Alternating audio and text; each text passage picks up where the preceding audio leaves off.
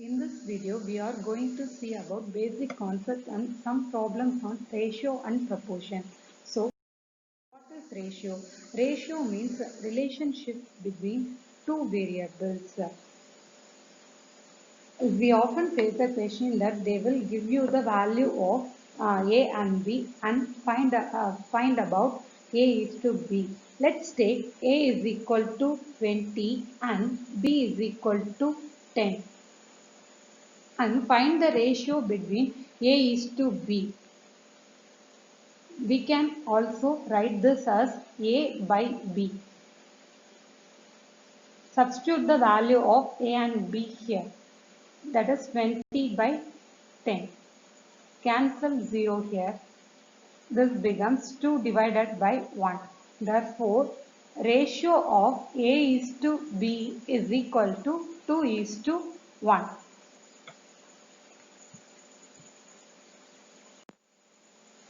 One main thing we have to remember is multiply 2 on both sides means it gives A by A is to B is equal to A is to B is equal to 4 is to 2. Even though we multiply 2 on both sides means the prime ratio remains same. We can solve this as 2 is to 1. Therefore, it becomes the prime ratio. This shows that we multiply x on both sides means the prime ratio will always remain same. For example, if we multiply by 10 on both sides means it becomes 20 is to 10. The prime ratio won't change. This is the main thing you have to remember. Another concept you have to remember is proportion. If two ratios are equal means it is represented as proportion. It is denoted by the symbol equal to or double colon. For example, A is to B, double colon C is to D means these two ratios are said to be in proportion. Here B and C are means and A and D are the extremes. You have to remember this formula for solving the problems. That is, product of extremes is equal to product of means. Product of extremes is equal to product of means. Product of extreme means A multiplied by D. A multiplied by D is always equal to B multiplied by C. You have to remember this formula.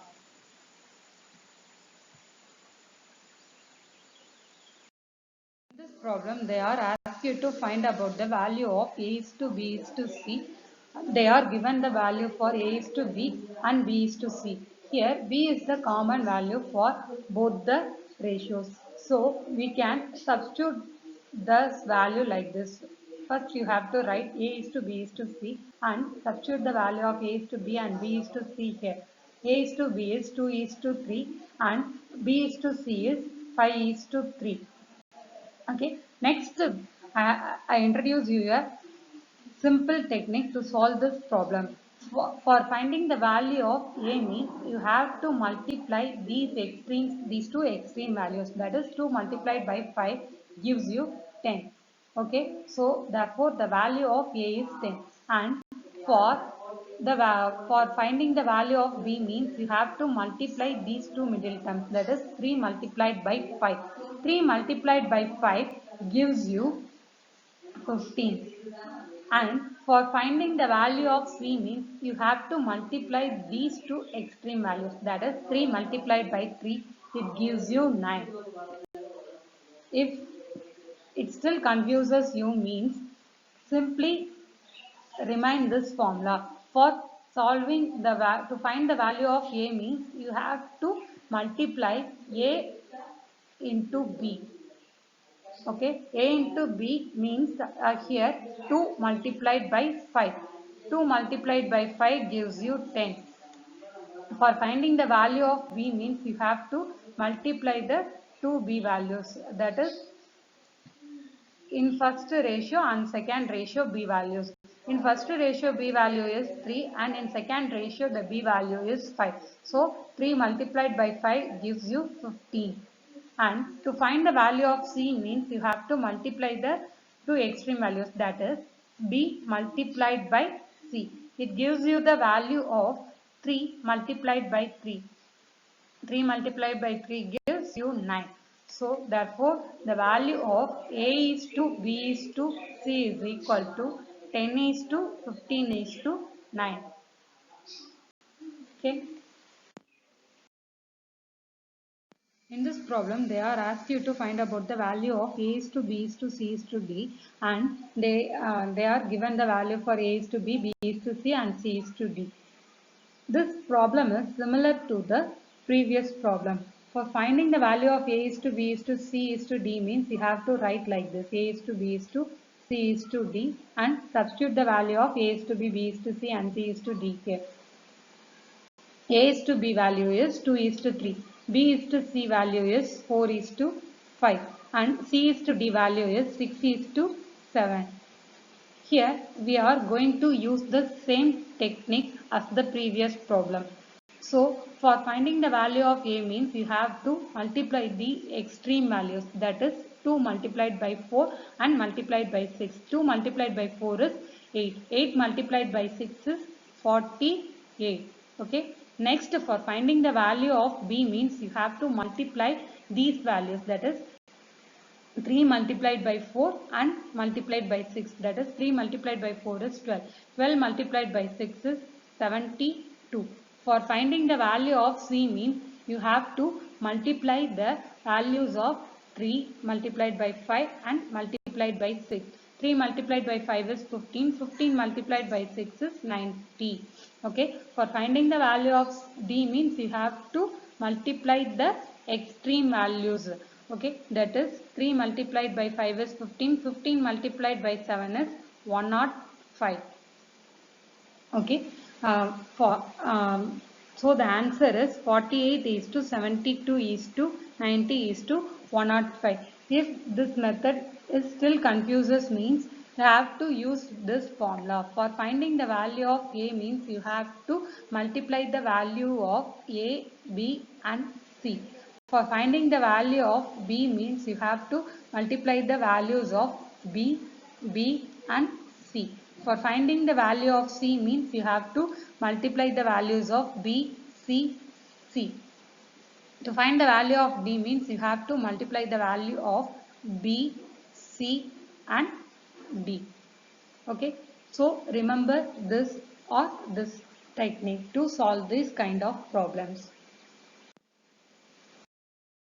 In this problem, they are asked you to find about the value for D. First look at this problem, that is 3 is to 4 is equal to 12 is to D. These two ratios are said to be in proportion because here equal to means these two ratios are equal. Therefore, already we have see the formula that product of means is equal to product of extremes. Product of means is equal to product of extremes.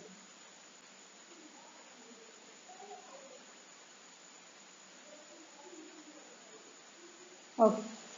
Here product of means is 4 multiplied by 12, and here product of extreme means 3 multiplied by D. If we solve this means 4 multiplied by 4 gives 16. So the value for D is 16.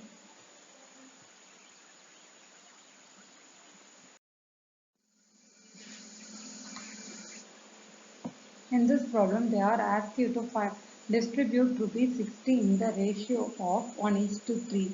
Therefore, 60 can be divided into two parts, that is 1 and 3. If we add 1 and 3 means it will gives you 4 parts. Therefore, we are going to split this 60 into 4 parts. That is, one part is equal to 60 divided by 4. It gives you the value of 15. Therefore, 1 part is equal to 15 and 3 parts is equal to 45. You have to multiply 15 with 3. That gives you the value of 45. How do we know whether this answer is right? If we add 15 and 45 means you should get the value of 60. Once you get 60 means you have divided it equally. In next video, we are dealing some tougher problems to understand this concept better.